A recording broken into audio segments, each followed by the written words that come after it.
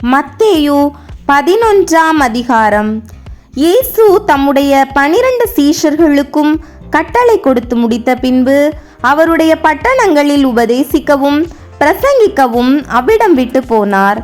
அத்தருணத்தில் காவலில் இருந்த யோவான் கிறிஸ்துவின் கிரியைகளை குறித்து கேள்விப்பட்டு தன் சீஷரில் 2 பேரை அழைத்து, வருகிறவர் நீர்தானா, அல்லது வேறொருவர் வர காத்திருக்க வேண்டுமா என்று அவரிடத்தில் கேட்கும்படி அனுப்பினான்.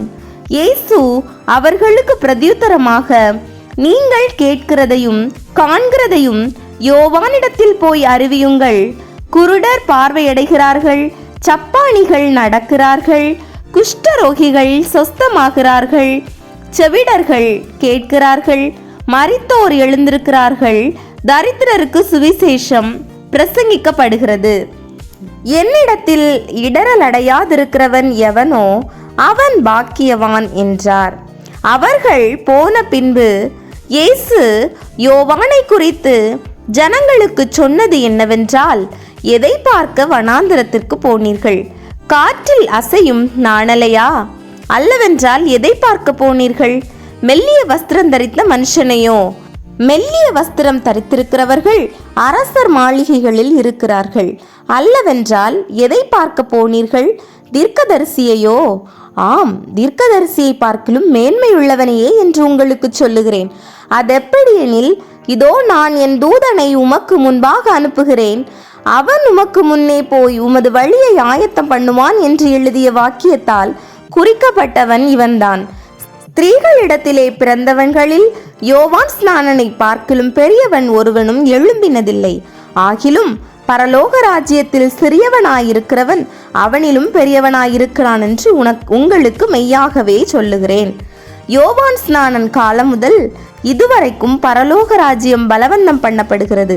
பலவந்தம் பண்ணுகிறவர்கள் அதை பிடித்து கொள்ளுகிறார்கள். நியாய பிரமாணமும் தீர்க்கதரிசிகள் யாவரும் யோவான் வரைக்கும் தீர்க்க தரிசனம் உரைத்தது உண்டு.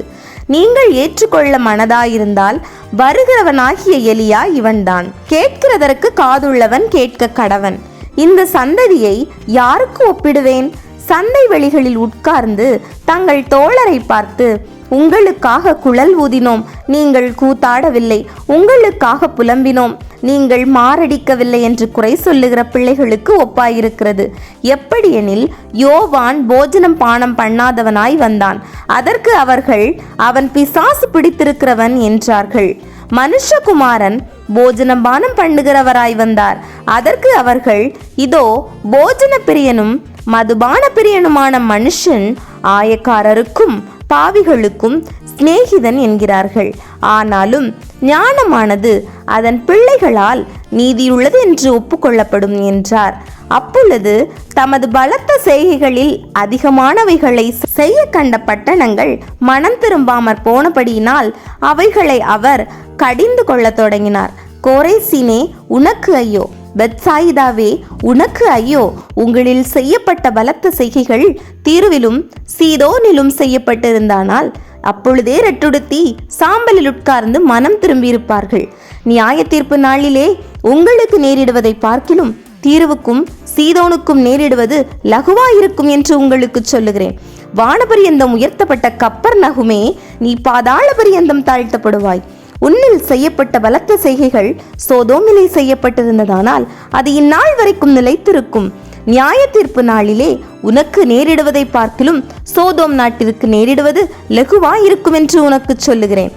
அந்த சமயத்திலே இயேசு சொன்னது, பிதாவே, வானத்துக்கும் பூமிக்கும் ஆண்டவரே, இவைகளை ஞானிகளுக்கும் கல்விமான்களுக்கும் மறைத்து பாலகருக்கு வெளிப்படுத்தினபடியினால் உம்மை ஸ்தோத்தரிக்கிறேன். ஆம் பிதாவே, இப்படி செய்வது உம்முடைய திருவுள்ளத்துக்கு பிரியமாயிருந்தது. சகலமும் என் பிதாவினால் எனக்கு ஒப்பு கொடுக்கப்பட்டிருக்கிறது. பிதா ஒருவர் தவிர வேறு ஒருவனும் குமாரனை அறியான். குமாரனும் குமாரன் எவனுக்கு அவரை வெளிப்படுத்த சித்தமாயிருக்கிறாரோ அவனும் தவிர வேறொருவனும் பிதாவை அறியான். வருத்தப்பட்டு பாரம் சுமக்கிறவர்களே, நீங்கள் எல்லாரும் என்னிடத்தில் வாருங்கள், நான் உங்களுக்கு இளைப்பாறுதல் தருவேன். நான் சாந்தமும் மனத்தாழ்மையுமாயிருக்கிறேன். என் நுகத்தை உங்கள் மேல் ஏற்றுக்கொண்டு என்னிடத்தில் கற்றுக்கொள்ளுங்கள். அப்பொழுது உங்கள் ஆத்துமாக்களுக்கு இளைப்பாறுதல் கிடைக்கும். என் நுகம் மெதுவாயும் என் சுமை லகுவாயும் இருக்கிறது என்றார்.